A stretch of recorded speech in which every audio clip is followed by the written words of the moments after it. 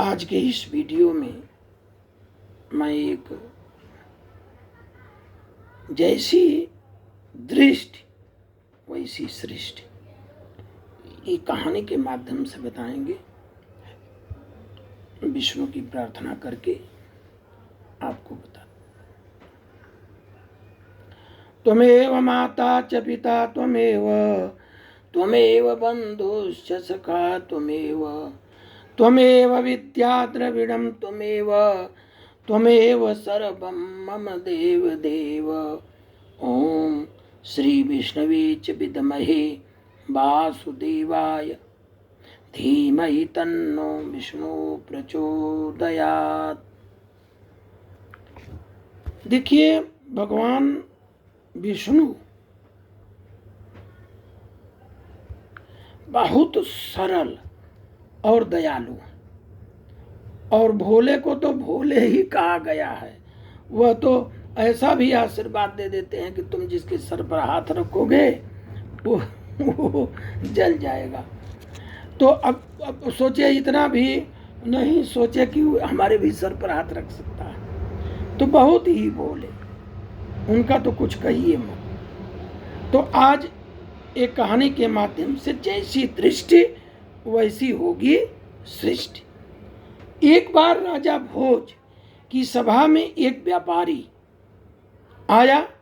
व्यापारी आते थे, जानते थे कि राजा को कुछ भी बेचेंगे, उनके पास पैसा है, रुपया है, वो ले लेंगे। लेकिन राजा भोज की जब उस पर दृष्टि पड़ी तो देखते ही अचानक उनके मन में विचार आया कि कुछ ऐसा किया जाए ताकि इस व्यापारी की सारी संपत्ति छीन कर राजकोष में जमा कर दिया जाए। अब व्यापारी जब तक वहां रहा, भोज का मन रह रह करके उसकी संपत्ति को हड़प लेने का करता था। कुछ देर बाद व्यापारी चला गया। उसके जाने के बाद राजा को अपने राज्य के ही एक निवासी के लिए ऐसे विचारों के लिए बड़ा खेद होने लगा। राजा भोज ने सोचा कि मैं तो प्रजा के साथ न्यायप्रिय रहता हूं, आज मेरे मन में यह कलुषित विचार क्यों आया। उन्होंने अपने मंत्रियों को बुला करके और कहा कि मेरे इस कलुषित विचार का समाधान पूछा। मंत्री ने कहा, इसका उत्तर देने के लिए आप मुझे समय दें। राजा मान गए। राजा का मंत्री बड़ा विलक्षण बुद्धि का था। वह इधर उधर सोच विचार में समय न खोकर सीधा व्यापारी से मैत्री गांठने पहुंचा। व्यापारी से मित्रता करने के बाद उसने पूछा कि मित्र, तुम चिंतित क्यों हो? भारी मुनाफे वाले चंदन का व्यापार करते हो, फिर चिंता कैसी? व्यापारी बोला, मेरे पास उत्तम कोट के चंदन का बड़ा भंडार जमा हो गया है। चंदन से भरी गाड़ियां लेकर अनेक शहरों के चक्कर लगाए पर नहीं बिक रहा है। बहुत धन इसमें फंसा हुआ है। अब नुकसान से बचने का कोई उपाय नहीं है। व्यापारी की बात सुनकर मंत्री ने पूछा, क्या हानि से बचने का कोई उपाय नहीं?